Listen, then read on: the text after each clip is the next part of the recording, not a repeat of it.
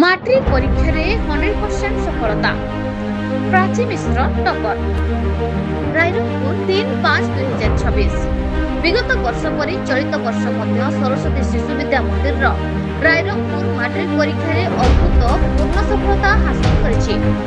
ଚଳିତ ବର୍ଷ ମୋଟ 117 ଜଣ ଛାତ୍ରୀ ମାଟ୍ରିକ ପରୀକ୍ଷା ଦେଇଥିଲେ। ସେଥିମଧ୍ୟରୁ A1 4 ଜଣ, A2 19 ଜଣ, B1 25 ଜଣ, B2 29 ଜଣ, C 28 ଜଣ, D 12 ଜଣ ତିନି ଛାତ୍ରୀ। ବିଦ୍ୟାଳୟର ଛାତ୍ରୀ ପ୍ରାଚୀ ମିଶ୍ର 552 ଟପର ହୋଇଥିବା ବେଳେ କୃତିକୃଷ୍ଣ ମହନ୍ତ